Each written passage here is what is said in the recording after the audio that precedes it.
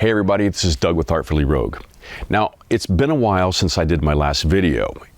There's been a lot that's been going on between leaving the property up in North Phoenix, moving down to the property here in Tucson. In between that, I went to Spain. So I wanted to do a video to kind of catch you up and bring you up to speed on what's going on.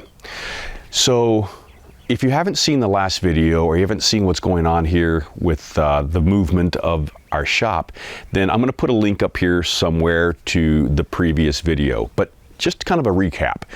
We moved out of our shop that we were in for probably about 7-8 years. We moved onto a friend's property. We had some problems with the next door neighbor. They called the county. And in between that time, between now, which is June, and right around April, which is when we started having the problems on my friend's property, I had gone to Spain. And so it was a trip that I had previously planned. While in Spain, you know, it's kind of hard just to sit around. So I was there helping move a pergola from its current location to another location on this large terrace, mainly because there was a business below the terrace that was getting water leaking on it, and so they were going to come in and move the tile or change the tile or basically kind of fix the leak. And so they had the option of, you know, tearing down the terrace and then just getting rid of it. And so one of the things I thought about was I suggested maybe just putting it on wheels. So that's what I did. And as you can see here, basically just created kind of an internal framework, took it off of its anchors and lifted it and put it on wheels. And that way we could actually move the pergola, keep it intact. The crew could do their work. And when I go back in November, we will continue work on the pergola by moving it back in location, maybe adding a deck to it, you know, things of that nature. But it's hard not to go someplace and actually stay busy. But here we are back in Tucson, and everything is now off the property for the most part in Phoenix.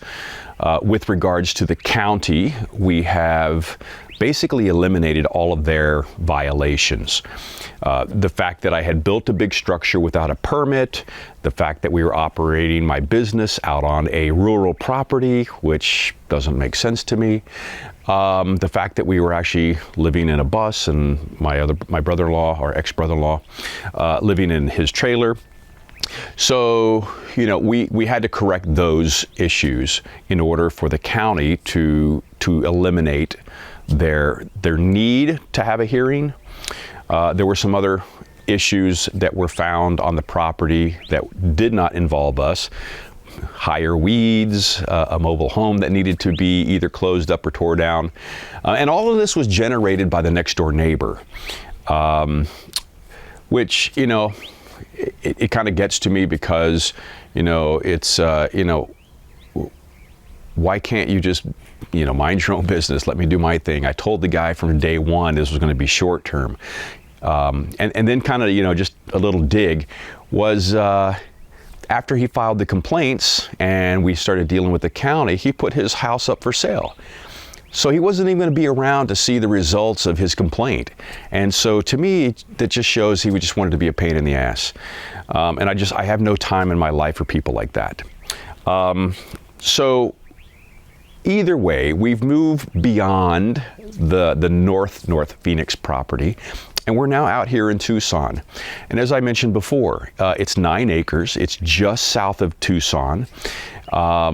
It came with a garage that has been permitted years ago. Again, now we're dealing with the county, but on a more positive note, this is the site, let me kind of do it this way, this is the site of the new workshop.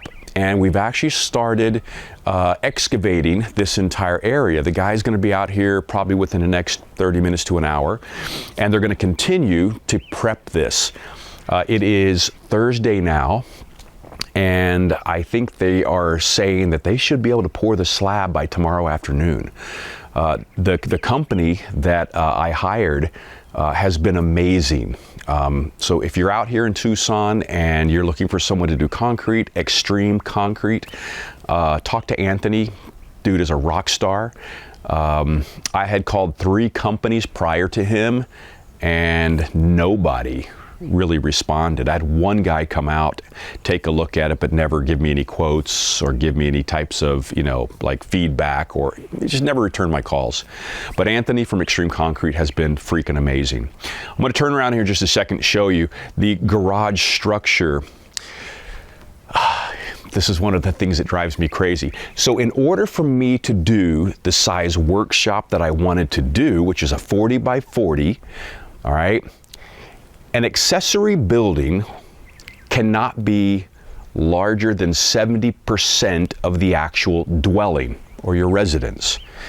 Now, when the county gets involved in telling you how you live, or, with regards to, oh, you have to have a smaller workshop than where you live, that drives me crazy. It shouldn't matter where I live. I like my bus. I live in my bus. That's what I do. It travels, I can move around, it's small, it's easy to take care of. It's just my style. I like living in my bus.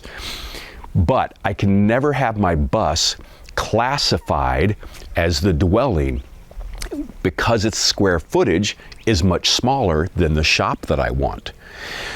So, because I'm trying to play by the rules, I had to increase the square footage of this garage space, which is technically classified as an accessory building right now, and I have to get my permits approved so that I can turn this garage space into the dwelling.